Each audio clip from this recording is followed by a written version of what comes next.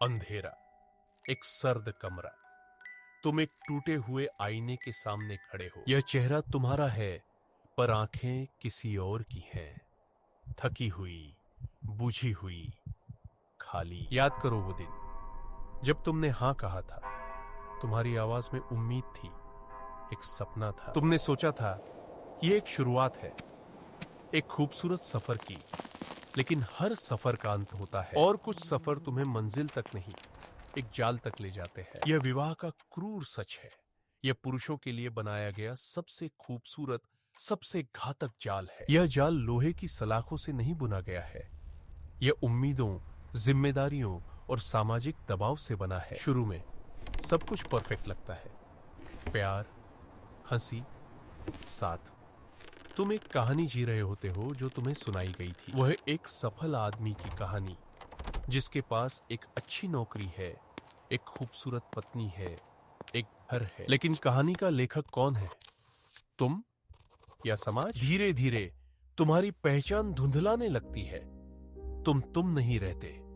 तुम एक किरदार बन जाते हो। एक पति का किरदार, एक प्रदाता का किरदार, एक चट्टान का किरदार जिसे कभी टूटना नहीं चाहिए। तुम्हारे शौक, तुम्हारे सपने, वे सब एक पुराने संदूक में बंद हो जाते हैं, जिसकी चाबी खो चुकी है। तुम्हारी बातें बदल जाती है। तुम अब फिलॉसफी या कला पर बात नहीं करते। तुम लोन, ईएमआई और बच्चों की स्कूल फीस पर बात करते हो। यह एक धीमी मौत है, तुम्हारी आत्मा की, तुम्हारे व्यक्तित्व की। यह मनोविज्ञान है, कोई संयोग नहीं। इसे पहचान पुरोबंध, आइडेंटिटी फोरक्लोजर कहते हैं। जब तुम बिना सोचे समझे समाज द्वारा दी गई पहचान को अपना लेते हो। तुमने सवाल नहीं किए, तुमने बस स्वीकार कर लिया, क्योंकि यही तुमसे उम्मीद की गई थी। फिर आता है प्रदाता जाल, द प्रोवाइडर ट्रैप। तुम्हारी कीमत तुम्हारे बैंक बैलेंस से आंकी जाती है। तुम्हारी सफलता तुम्हारी सैलरी स्लिप में लिखी होती है। तुम इंसान नहीं रहते, तुम एक एटीएम मशीन बन जाते हो, जिसका काम है बस पैसे देना। और जब तुम थक जाते हो, जब तुम टूटते हो, तो तुम्हें कमजोर कहा जाता है, क्योंकि चट्टानें कभी थकती नहीं, मशीनें कभी रोती नहीं। सोचो रोहन के बारे में, एक काल्पनिक किरदार, पर उसकी कहानी तुम्हारी हो सकती है। रोहन एक कलाकार था। उसके हाथ रंगों से बात करते थे। उसकी आत्मा कैनवास पर जीती थी। फिर उसकी शादी हुई, प्यार से। उसने सोचा अब उसके रंगों को एक नया मतलब मिलेगा। लेकिन धीरे धीरे कैनवास खाली रहने लगा, ब्रश सूखने लगे। उसकी पत्नी बुरी नहीं थी, वह बस वही चाहती थी जो हर कोई चाहता है, सुरक्षा, स्थिरता। और सुरक्षा की कीमत सपनों से चुकाई जाती। रोहन की कला की जगह अब ओवरटाइम ने ले ली थी।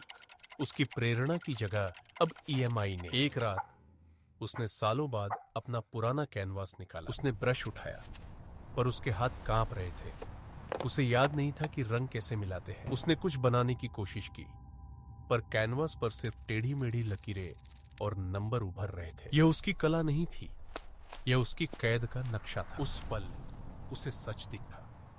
जाल उसकी पत्नी नहीं थी, जाल उसका प्यार नहीं था। जाल वह स्क्रिप्ट थी, वह कहानी जो उसे बचपन से सुनाई गई थी। एक आदमी को क्या करना चाहिए की कहानी। यह सिस्टम का जाल है, एक ऐसा सिस्टम जो पुरुषों को उनकी भावनाओं से, उनकी असलियत से दूर कर देता है। यह तुम्हें एक भूमिका में कैद कर देता है, और फिर उस भूमिका को निभाने के लिए तुम्हारी सराहना करता है। तुम जितना अच्छा प्रदर्शन करते हो, पिंजरा उतना ही आरामदायक लगने लगता है। सोने का पिंजरा भी आखिर में एक पिंजरा ही होता है। तो क्या कोई रास्ता नहीं है?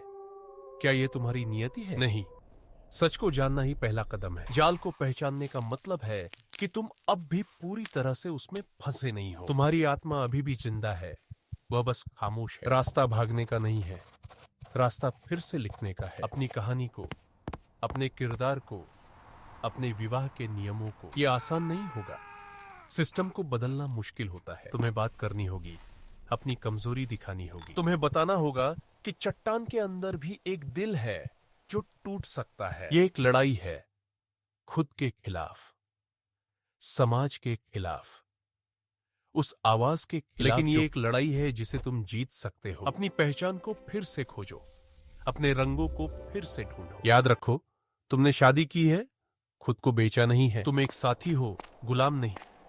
एक इंसान हो, मशीन नहीं। आईने में फिर से देखो, वो आंखें किसकी है?